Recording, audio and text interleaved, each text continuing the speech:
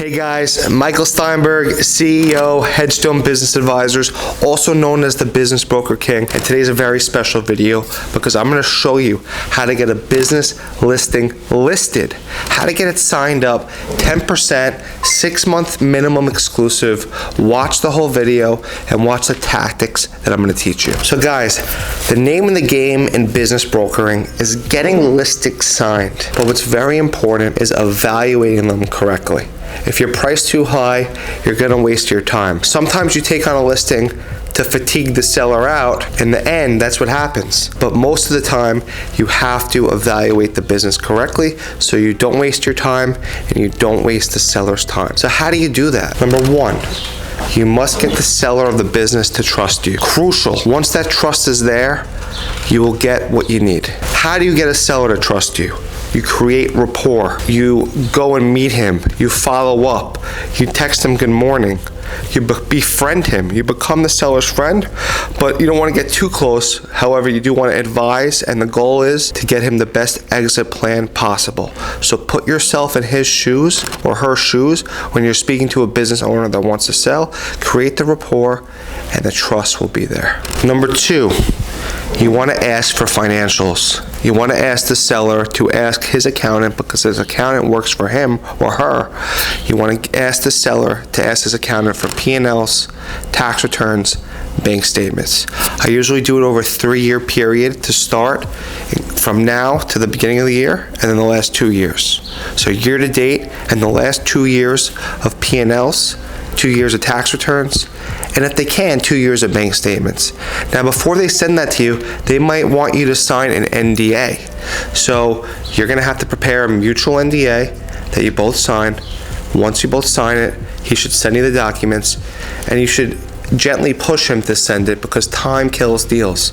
So you don't want him to wait a couple of days. You want to try to get it done that day. So that day he should introduce you to his accountant. His accountant will try to get you the list the next day, and move quick when you get that. Once you have the financials, then you're going to go through them and you're going to come up with the questions that you need to understand what the cash flow is. Now, I'm not a CPA, I'm not an attorney, this is not legal advice. You have to do your own due diligence, but this is what I advise myself and my brokers on my team. So the way that we look at these financials, we look through the tax returns, we look at what potential add backs can be. Once we identify those add backs, we question the seller, what's this, what's that, why is the insurance more, X, Y, and Z. Other examples of add backs are, health insurance, car insurance, cell phone payments. Anything personal to the seller is considered an add back. That has to be added back to the profit on the tax return or the P&L, so you can understand what the true profit is on paper. Now, some business owners, they overexpense way too much. You have to understand where the expenses really are, what the real gross revenue is, and what the profit is. And then you apply a multiple on that profit depending on what kind of business it is.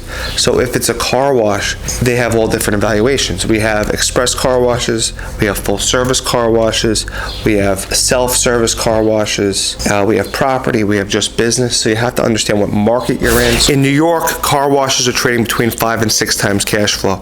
So when you get the net income, when you figure out the POS report, when you understand the chemical bills and you understand the payroll and the rent and all the expenses, and you can really get to that net income, you multiply that by 5 and 6 times, and that's your asking price. Number 3, you must advise your seller on the following. The seller must know that every deal is a deal-by-deal basis, and it's your best interest to educate your seller. So what I like to do everything up front. When I'm dealing with the car wash, when I'm dealing with the supermarket, a liquor store, I always identify things that will pop up in the closing, such as inventory.